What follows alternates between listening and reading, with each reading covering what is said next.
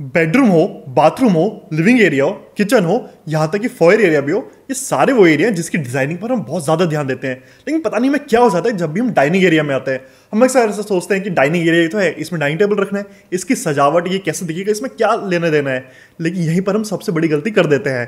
अब जरा सोचिए, कोई भी गेस्ट आएगा, दो एरिया जो देखता ही देखता है। एक तो आपका ड्राइंग रूम, दूसरा आपका डाइनिंग एरिया, क्योंकि वहां पर वो बैठकर खाना खाएगा। तो आपको नहीं लगता कि ये दोनों एरिया सबसे बेहतरीन होने चाहिए? अब ड्राइंग रूम की बात किसी और दिन करेंगे। आज हमारा टॉपिक है डाइनिंग एरिया। नमस्कार दोस्तों, मेरा नाम है अभिनव चौहान और आप देख रहे हैं 91 होम्स, जहां पर हम इंटीरियर से रिलेटेड कमाल की बातें करते रहते हैं। तो अगर आपको भी ऐसी चीजों में इंटरेस्ट है तो प्लीज चैनल को सब्सक्राइब जरूर करिए। इस तरह की वीडियोस आपके बहुत ज्यादा काम आने वाली। आज हम बात करने वाले हैं डाइनिंग एरिया की। एक ऐसा एरिया हमारे घर में जो अक्सर इग्नोर कर दिया जाता है। हम नहीं ध्यान देते कि सही साइज क्या होना चाहिए डाइनिंग टेबल का, सही मटेरियल क्या होना चाहिए, कुर्सियां किस कलर की होनी चाहिए, किस तरह की होनी चाहिए, वहां लाइटिंग किस तरह की होनी चाहिए और आसपास जो सजावट हो किस तरह की होनी चाहिए। लेकिन फिक्र बिल्कुल मत करिए, बस ये वीडियो देखिए और आपके सारे सवालों का जवाब आपको इस वीडियो में बहुत आराम से मिल जाएगा। लेकिन आगे बढ़ने से पहले एक जरूरी सूचना, अगर आप चाहते हैं कि आपका घर कोई प्रोफेशनल डिजाइन करे, इंटीरियर डिजाइनिंग करवाना चाहते हैं आप, तो आप हमें रीच आउट कर सकते हैं। करना कुछ नहीं है, नीचे डिस्क्रिप्शन में जाइए, एक लिंक मिलेगा आपको व्हाट्सएप का, उस पर क्लिक करिए। आपकी बात सीधे हमारी टीम से होगी और हमारी टीम आपको पूरी तरह गाइड कर देगी कि हम आपकी मदद कैसे कर सकते हैं। चलिए अब करते हैं वीडियो का आरंभ। अब सबसे पहले बात करते हैं कि डाइनिंग टेबल का सही साइज क्या होना चाहिए। स्टैंडर्ड साइज की बात करें तो वो तो वैसे भी आपको मार्केट में मिल ही जाएंगे। मैं आपको सही साइज नापने का तरीका बता देता हूं ताकि आप डिसाइड कर पाए कि आपके लिए कौन सा साइज सही है। करना कुछ नहीं है, आप अपनी डाइनिंग एरिया में जाइए जहां डाइनिंग टेबल आप रखने वाले हैं, वहां की दीवारें देखिए। दीवारों से डाइनिंग टेबल की जो दूरी होती है वो कम से कम 36 इंच यानी 3 फीट होनी चाहिए। इतना जो डिस्टेंस है वो काफ़ी रहता है कुर्सियाँ रखने के लिए, कुर्सी बाहर खिसकाने के लिए, बैठने के लिए और वापस कुर्सी अंदर करने के लिए। यानी आपको कभी भी दिक्कत नहीं होगी कुर्सी बाहर या अंदर करने के लिए। लेकिन एक चीज़ का ध्यान रखिए, अक्सर जो डाइनिंग एरियाज होते हैं वो या तो किसी पैसे से कनेक्टेड होते हैं जहाँ लोग आ जा सके, या फिर अगर उनका अलग से रूम भी है तो वहाँ भी गेट तो ज़रूर होगा जहाँ से लोग आएंगे डाइनिंग एरिया में बैठने के लिए। यानी डाइनिंग एरिया की 1, 2, 3 या कभी कभी तो चारों साइड पैसेज से घिरी हुई होती है। अगर आपके साइड भी ये केस है तो जो पैसेज की दीवार है वहां से डाइनिंग टेबल की दूरी कम से कम 42 इंच होनी ही चाहिए। तो एक बार दोबारा सुन लीजिए, डाइनिंग एरिया में दीवारों से डाइनिंग टेबल की दूरी होनी चाहिए कितनी? 36 इंच यानी 3 फुट। इतना एरिया काफी है आपकी चेयर रखने के लिए, अंदर बाहर खिसकाने के लिए। लेकिन डाइनिंग एरिया में जिस भी तरफ पैसेज है जहां से लोग आएंगे जाएंगे, वहां की दीवार से डाइनिंग टेबल की दूरी कम से कम 42 इंच होनी बेहद जरूरी है, यानी 42 इंच। इन रूल्स का ध्यान में रखते हुए आप आराम से देख सकते हैं कि आपके लिए सही साइज क्या है डाइनिंग टेबल का। फिर भी अगर आप मार्केट जाके स्टैंडर्ड साइज लेना चाहते हैं तो मेरे साइड में जो आपको एक पिक्चर दिख रही होगी, इसको पॉज कर लीजिए और देख लीजिए कि किसका कितने चेयर्स के साथ कितने साइज का डाइनिंग टेबल लेना चाहिए जो आइडियल रहता है। पॉज करके एक बार देख लीजिए यहाँ से, ताकि आपको कंफ्यूजन ना हो। अब ये जो टेक्निक मैंने आपको बताई, इसके माध्यम से आप अंदाजा लगा सकते हैं कि आपको कितना बड़ा डाइनिंग टेबल लेना चाहिए।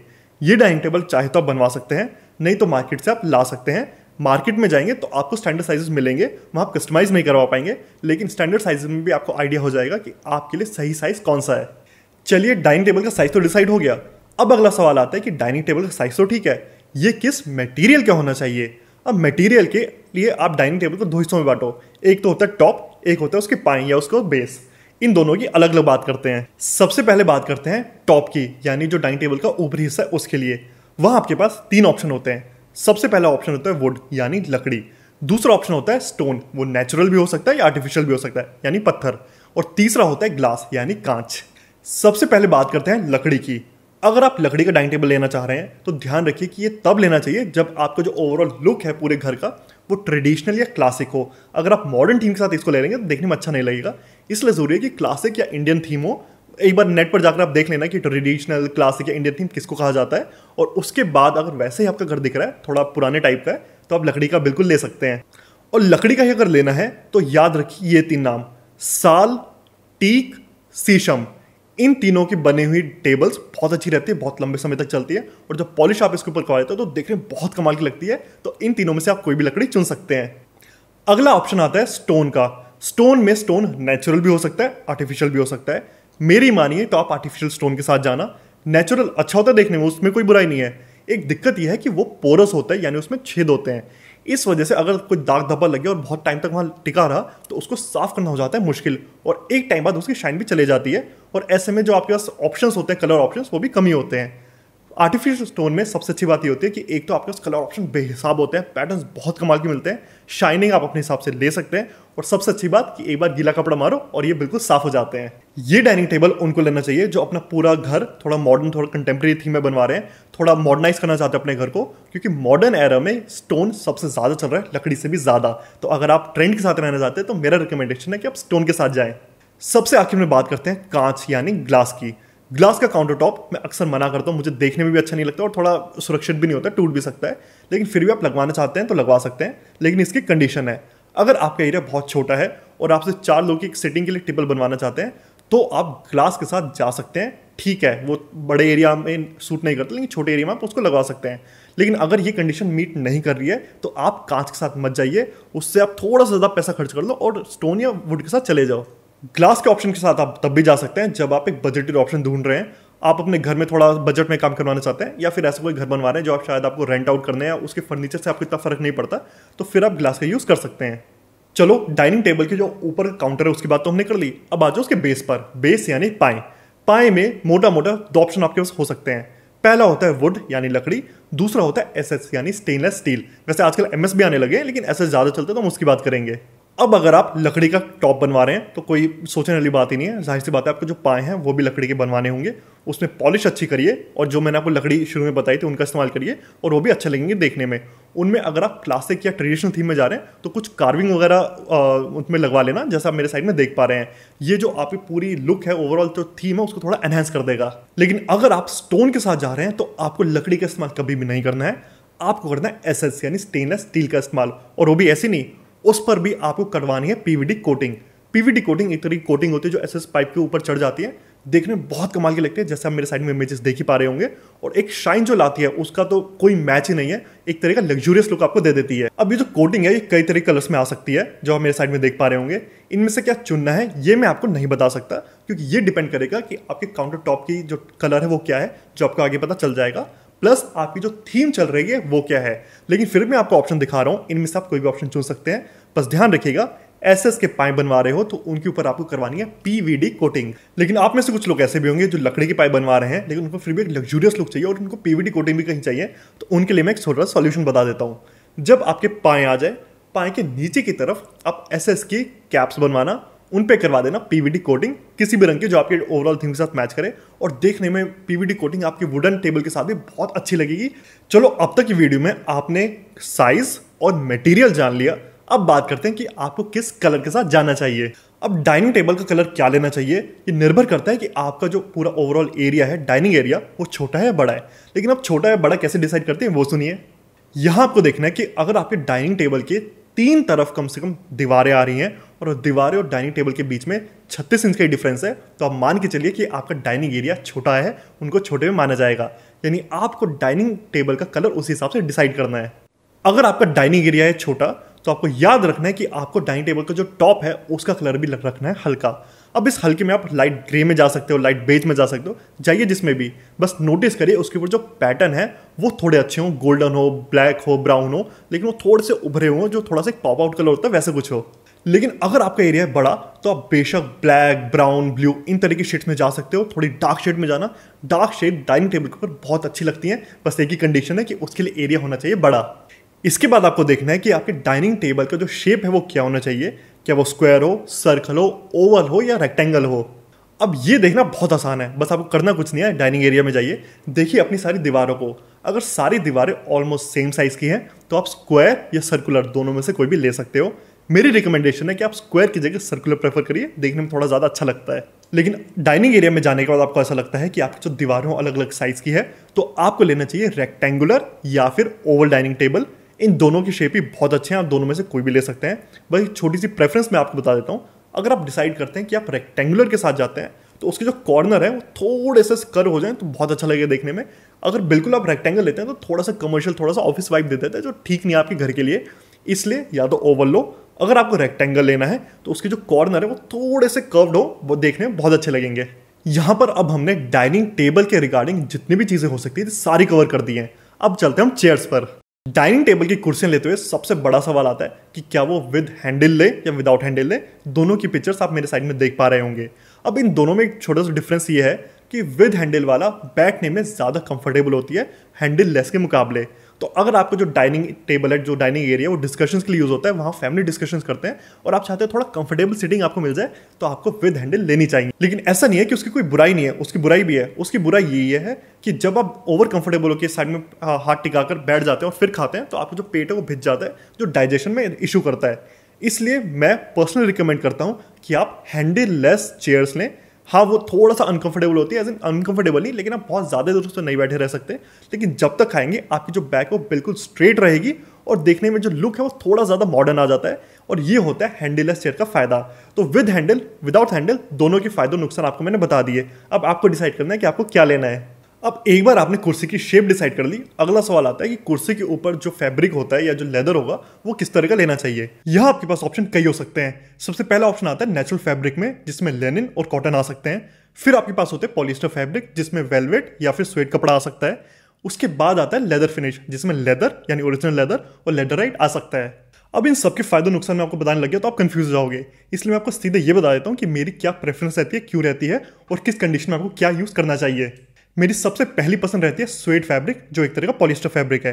इसकी शाइन बहुत अच्छी होती है, देखने में बहुत अच्छा लगता है, वॉशेबल है, रिंकल्स आसानी से नहीं पड़ते और कलर ऑप्शन बहुत सारे आते हैं। तो मैं अपने 90% प्रोजेक्ट में इसी का इस्तेमाल करता हूँ और ये आजकल बहुत ज़्यादा ट्रेंड में भी है। जब भी आप ये कपड़ा लेने मार्केट में जाओ तो एक चीज़ का ध्यान रखना, इस कपड़े का एक पीस लो और ऐसे करके किसी लाइट को देखो।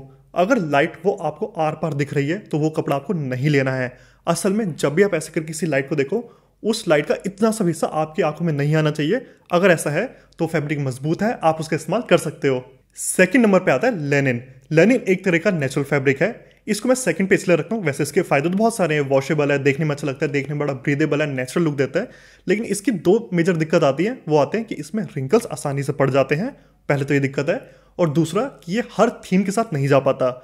ये आप बोहेमियन थीम या फिर इंडियन थीम में अपना घर डिज़ाइन करवा रहे हो, उस केस में आप इसका यूज़ कर सकते हो, क्योंकि बड़ा एक नेचुरल सा फील देता है। ये लग्जूरियस, कंटेम्प्रेरी या फिर मॉडर्न के साथ ये ज़्यादा नहीं चल पाता। इन बुराइयों और इन अच्छाइयों की वजह से इसको सेकंड नंबर पे प्लेस करता हूँ मैं। थर्ड नंबर पे मैं रखता हूँ लेदर को। अब जैसे मैंने लेदर फिनिश में बताया था कि लेदर होता है और लेदराइट होता है। लेदराइट एक तरह का आर्टिफिशियल चीज़ होती है जो आपको नहीं लेना है, आपको लेना है लेदर।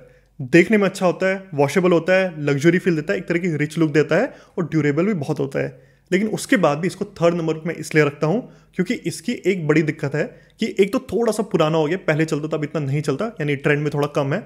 और दूसरा, बड़ी ही कम थीम्स और बड़े ही कम ऐसे घर होते हैं जहाँ पर लेदर असल में देखने में अच्छा लगेगा। इसके साथ अब कॉम्बिनेशन बनाना पड़ता है कि भाई सोफे ऐसे हों, कर्टन्स ऐसे हों, आपके जो वॉल्स हो इस तरह की थीम में हो, बहुत सारी चीज़ें होती हैं, तब जाके लेदर फिनिश लिया जा सकता है। लेकिन अगर आप एक अच्छा नॉर्मल घर बनवाना चाह रहे हो तो मैं इसको रिकमेंड नहीं करता। इस वजह से मैंने थर्ड नंबर पे इसको स्थान दिया है। इसके अलावा कॉटन, वेलवेट या लेदराइट हो गया, इनकी अपनी अपनी कुछ ऐसी खामियां हैं जिस वजह से मैं इनको ज़्यादा यूज़ नहीं करता। आप इसको यूज़ कर सकते हैं, आपकी मर्जी है वो, लेकिन वो मेरी फर्स्ट प्रेफरेंस नहीं रहेंगी। अब एक बार आपने फैब्रिक का प्रकार चूज कर लिया, उसके बाद नेचुरली अगला क्वेश्चन आता है कि इसका कलर क्या लेना चाहिए। अब कलर बहुत तरह के होते हैं, मार्केट में जाकर बहुत तरह के कलर मिलेंगे। आपका इंटीरियर किस तरह का है ये मुझे नहीं पता, इसलिए मैं आपको एक कलर रिकमेंड नहीं कर सकता। लेकिन मैं आपको ऐसे 5 कलर रिकमेंड कर देता हूं जो आज की डेट में सबसे ज़्यादा चल रहे हैं। अब आपको देखना होगा कि इन 5 में से आपके पास सूट कौन सा करेगा। इंटीरियर के साथ साथ आपको ये भी देखना होगा कि क्या आपका एरिया छोटा है बड़ा है। पहले बात करते हैं उनकी जिनका एरिया छोटा है। अगर आपका एरिया छोटा है तो आप फैब्रिक कलर ये 5 ले सकते हैं जो मेरे साइड में आप देख पा रहे होंगे। सबसे पहला आता है डार्क सैल्मन, दूसरा आता है पेल ग्रीन, तीसरा आता है साइना, चौथा आता है लाइट ब्लू और पांचवा आता है सैंडी ब्राउन। ये 5 वो कलर हैं कि अगर आपका एरिया छोटा है तो आप कुर्सियों के फैब्रिक इन कलर के ले सकते हैं, देखने में बहुत ज़्यादा अच्छे लगेंगे क्योंकि ये बहुत ज़्यादा ट्रेंडी हैं। लेकिन अगर आपका एरिया बड़ा है तो आप इन 5 कलर के साथ जा सकते हैं। पहला है डार्क ऑलिव, अगला है सीशल ब्लू, तीसरा आता है सैडल ब्राउन और चौथा आता है डार्क ग्रे और पांचवा आता है रॉयल ब्लू। ये 5 ऐसे कलर हैं, अगर आपका एरिया बड़ा है तो आप कुर्सियों के फैब्रिक इन कलर के ले सकते हैं, देखने में बहुत शानदार लगेगा। ये सब करने के बाद भी अगर आपको समझना है कि आपको किस तरह का एरिया चाहिए तो आप हमसे कांटेक्ट कर सकते हैं। हमारे डिजाइनर आपके लिए आपका डाइनिंग एरिया का पूरा घर डिजाइन करके दे सकते हैं। चलिए, अब आपका फैब्रिक का कलर भी डिसाइड हो गया। अब देखते हैं कि आपकी जो चेयर है वो किस मटेरियल की बननी चाहिए। या मटेरियल में आपके पास मोटे मोटे 2 ऑप्शन होते हैं। पहला होता है लकड़ी यानी वुड, दूसरा होता है प्लास्टिक। मैं रिकमेंड करूंगा कि प्लास्टिक तो आप बिल्कुल यूज मत करिए, देखने में बहुत चीप लगता है। अगेन, प्लास्टिक आप वहाँ यूज़ कर सकते हैं जहाँ आपको फर्नीचर से इतना फर्क नहीं पड़ता। कोई रेंटल प्रॉपर्टी बना रहे हैं जहाँ आपको बस फर्नीचर देने को देना है, वहाँ आप प्लास्टिक का यूज़ कर सकते हैं। लेकिन अगर आप अपना घर बनवा रहे हैं या ऐसा कोई घर बनवा रहे हैं जहाँ लग्जूरियस लुक चाहिए, तो प्लास्टिक आपको किसी हाल में यूज़ नहीं करना है। आपको यूज़ करनी है लकड़ी। लकड़ी के ऊपर आप पॉलिश करवाओ, मेलामाइन, पीयू कुछ भी करवा सकते हैं। बस एक चीज़ का ध्यान रखिए कि लकड़ी की जो पाए होंगे, पाए की जो निचला हिस्सा है वहाँ पर आपको कैप लगवानी है एसएस की, जिसके ऊपर करवानी है आपको पीवीडी कोटिंग। अब ये पीवीडी कोटिंग का कलर और आपके डाइनिंग टेबल में जो हमने नीचे एसएस की पाइप बनवाए थे उनका कलर दोनों मैच होने चाहिए। जब ये मैच करेंगे तो एक सिंक्रोनाइजेशन आ जाएगी कि डाइनिंग टेबल और डाइनिंग चेयर्स दोनों एक ही चीज़ का पार्ट है। चलिए, अब आपका डाइनिंग टेबल और डाइनिंग चेयर्स दोनों बिल्कुल खत्म हो गए, सारी चीज़ हमने कवर कर लिया, अब वो आप डिसाइड कर सकते हैं। अब चलते हैं हम एक और बहुत इंपॉर्टेंट चीज़ पर, जो है डाइनिंग एरिया की लाइटिंग। डाइनिंग एरिया की लाइटिंग एक ऐसा टॉपिक है जिसको अक्सर लोग बिल्कुल इग्नोर कर देते हैं, क्योंकि उनको लगता है डाइनिंग टेबल रख तो दिया, अब उसके ऊपर क्या ज़रूरत है।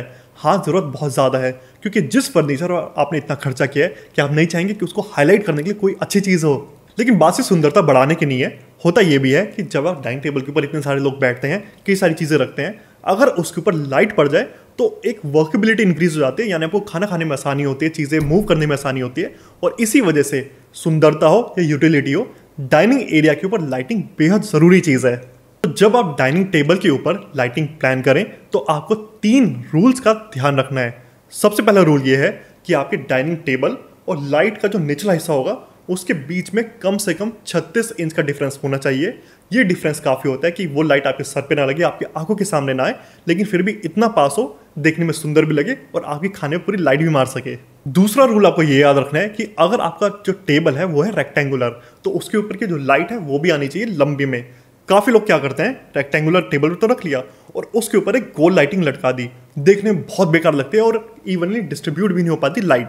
इसलिए ज़रूरी है कि अगर रेक्टेंगुलर टेबल है तो आप जो लाइट है वो भी लंबी लें। अगर आपको गोल लाइट लेनी ही है तो फिर आपको 3 लगवानी होगी, 1 2 3, ताकि पूरे टेबल के ऊपर बराबरी से लाइट पड़ सके और आपकी जो लुक एंड फील है वो खराब ना हो। हाँ, लेकिन अगर आपका टेबल गोल है या स्क्वायर है तो बेशक आप सिंगल लाइट लटका सकते हैं गोल, जो ऊपर लटक जाएगी और इवनली डिस्ट्रीब्यूट कर देगी हर एक एरिया में अपनी लाइट को, और देखने में भी बहुत अच्छा लगेगा।